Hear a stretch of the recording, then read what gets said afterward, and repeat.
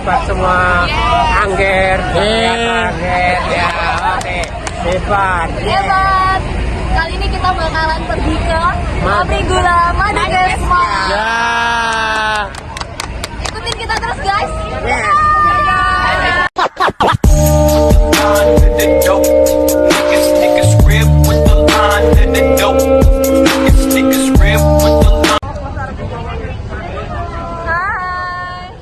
Halo, kita udah di Madukismo.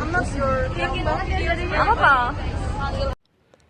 Selamat datang dalam perjalanan menuju industri vital di Bantul, Yogyakarta. Kita mulai dari jantung industri agro, pabrik gula dan pabrik spiritus Madukismo. Berdiri megah di Bantul, pabrik ini bukan sekedar tempat produksi, melainkan saksi bisu sejarah yang panjang. Atas prakarsa Sri Sultan Hamengkubuwono IX, pabrik ini didirikan pada tahun 1955 dan 1958. Sejak saat itu, Madukismo telah menjadi benteng penting dalam program ketahanan pangan nasional, khususnya produksi gula kristal putih. Di balik tiru mesin pabrik, terdapat perhitungan bisnis yang sangat presisi.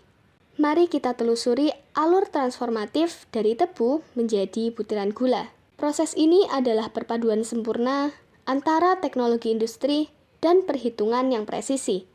Pertama-tama, tebu yang baru dipanen tiba.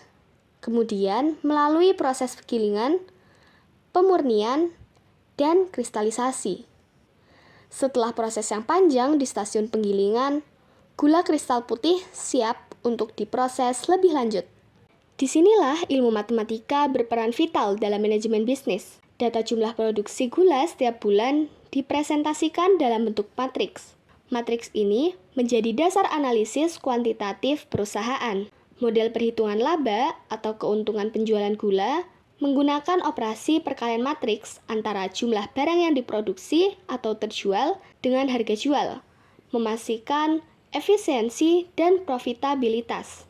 Lebih jauh lagi, hubungan antara proses tebu menjadi gula kristal putih hingga distribusi penjualan dimodelkan menggunakan konsep fungsi komposisi untuk mengukur efektivitas rantai pasok secara keseluruhan. Strategi pasar di Madukismo sangat terstruktur. Dalam Fokus Bahasa Indonesia, promosi produk dilakukan secara aktif, baik untuk gula curah maupun gula kemasan bermerek MK atau Madukismo yang dipasarkan hingga ke pasar modern seperti swalayan. Kualitas gula SHS atau Super High Sugar menjadi nilai jual utama yang diangkat dalam setiap komunikasi pemasaran. Sementara itu, proses komunikasi dengan customer dan investor serta proses transaksi erat kaitannya dengan etika dan nilai agama. Proses penjualan gula milik petani atau 66% hasil bagi hasil, dan pabrik menggunakan sistem lelang tertutup di pabrik. Sistem ini memerlukan transparansi, kejujuran, dan juga komunikasi yang jelas, terutama saat menentukan harga jual per ton. Madukismo juga bangga dengan produk hasil sampingnya, yaitu alkohol murni, spiritus, pupuk cair, dan juga hand sanitizer menjadi representasi inovasi produk dari limbah tebu menunjukkan nilai tambah yang dihasilkan pabrik. Melangkah ke area produksi, kita melihat pentingnya aspek PJOK atau keselamatan dan kesehatan kerja. Di lingkungan pabrik yang bising dan penuh mesin berat, menjaga kesehatan jasmani pekerja adalah hal yang tidak bisa ditawar. Setiap hari, pekerja memulai dengan briefing untuk meninjau risiko kerja. Penerapan alat pelindung diri atau APD menjadi hal yang wajib.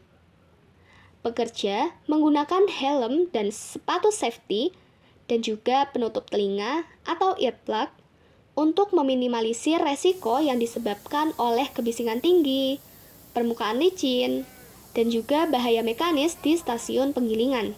Kepatuhan terhadap APD adalah upaya nyata untuk mengurangi risiko kecelakaan kerja sesuai standar K3. Dari dunia baja, mesin, dan juga perhitungan presisi Madukismo, kita berpindah ke desa yang menyimpan keindahan warisan turun-temurun. Inilah Kasongan, sentra gerabah legendaris di Bantul.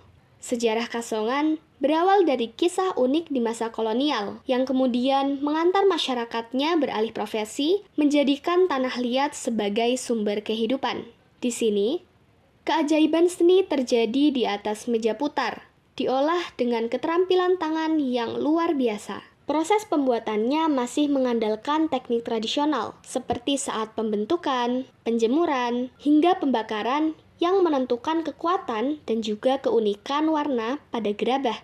Setiap sentuhan tangan pengrajin menciptakan bukan hanya benda fungsional, tetapi juga karya seni yang bernilai tinggi. Produk gerabah Kasongan sangat beragam, mulai dari peralatan rumah tangga, patung dekoratif, hingga cenderamata. Kasongan kini bukan hanya pusat produksi, tetapi juga destinasi wisata edukatif, menjadi penopang utama perekonomian lokal dan juga ikon pariwisata budaya Yogyakarta.